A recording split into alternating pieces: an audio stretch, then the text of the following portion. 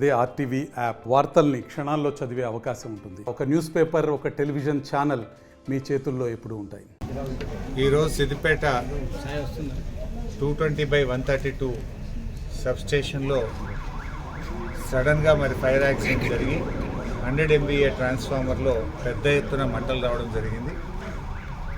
మాకు తెలిసిన సమాచారం మేరకు సాయంత్రం 6:20 సమయంలో కారణాలు ఏదైనా కూడా 100 MVA ట్రాన్స్ఫార్మర్లో పెద్ద ఎత్తున మంటలు చెలరేగడంతో విద్యుత్ సరఫరా అంతా నిలిపివేయడం జరిగింది.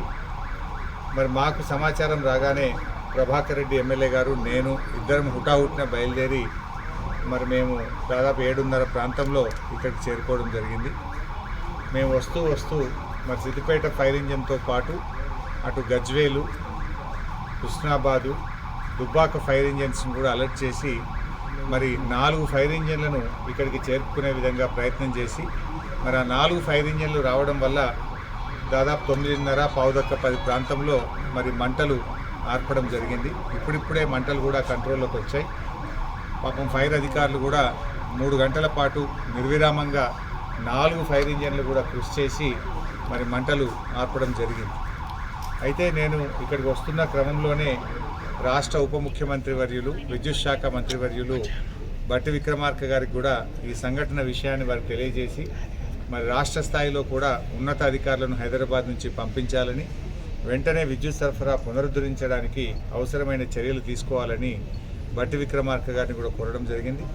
వారు కూడా 15-20 నిమిషాల్లో విద్యుత్ అధికారులందరితో కూడా మాట్లాడి రాష్ట్ర స్థాయిలో డైరెక్టర్ జగత్ రెడ్డి గారిని ఇక్కడ పంపుతున్నామని, విజిలెన్స్ ఎస్పీ గారిని, విద్యుత్ డిపార్ట్మెంట్ ఎస్పీ గారిని కూడా ఇక్కడ పంపుతున్నామని చెప్పారు.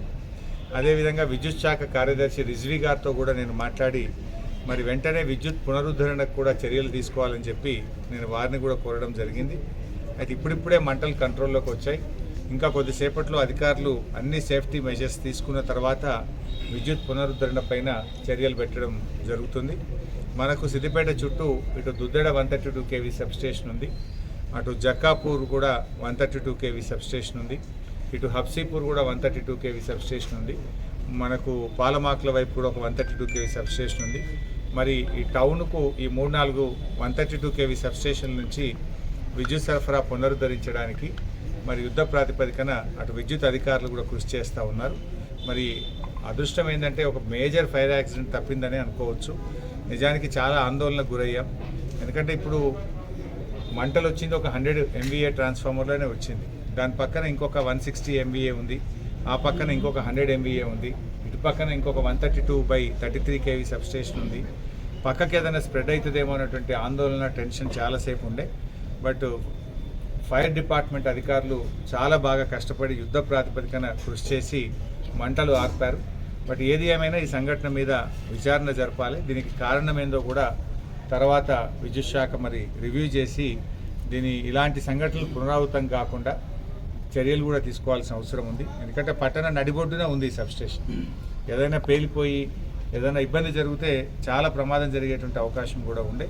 దీనికి కారణం ఏందనేటువంటిది కూడా తర్వాత లోతుగా విచారణ జరిపి దాని మీద కఠినమైనటువంటి చర్యలు కూడా తీసుకోవాలని చెప్పి మేము ప్రభుత్వాన్ని కోరుతా ఉన్నాం. విద్యుత్ శాఖ అధికారులు, ఫైర్ డిపార్ట్మెంట్ అధికారులు కూడా యుద్ధ ప్రాతిపదికన స్పందించి బాగా కృషి చేసినారు. నేను వారందరినీ కూడా ఈ సందర్భంగా అభినందిస్తూ పట్టణ ప్రజలు కూడా అందరూ కూడా సహకరించాలని, బహుశా కొద్ది గంటల్లోనే తిరిగి విద్యుత్తు పునరుద్ధరణ కూడా జరుగుతుంది. ఇది అందరూ బాగా కష్టపడి municipal department, Siddipet municipal department అధికారులు కూడా యుద్ధ ప్రాతిపదికన చర్యలు తీసుకొని పూర్తి స్థాయిలో వారు కూడా సహకరించారు. ఇప్పుడే నేను మళ్ళీ రిజ్వీ గారితో కూడా ఎనర్జీ సెక్రటరీతో మాట్లాడాను, చీఫ్ ఇంజనీరు, సూపరింటెండెంట్ ఇంజనీరు అందరితో కూడా మాట్లాడాం. డిపార్ట్మెంట్ అంతా కూడా గేరప్ అయి ఉన్నది.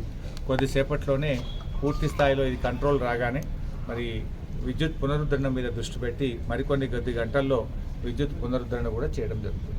మరిన్ని వీడియోస్ కోసం ఛానల్ ని సబ్స్క్రైబ్ చేయండి, లేటెస్ట్ అప్డేట్స్ కోసం వాట్సాప్ ఛానల్ ని ఫాలో చేయండి అండ్ లింక్ డిస్క్రిప్షన్ లో ఉంది.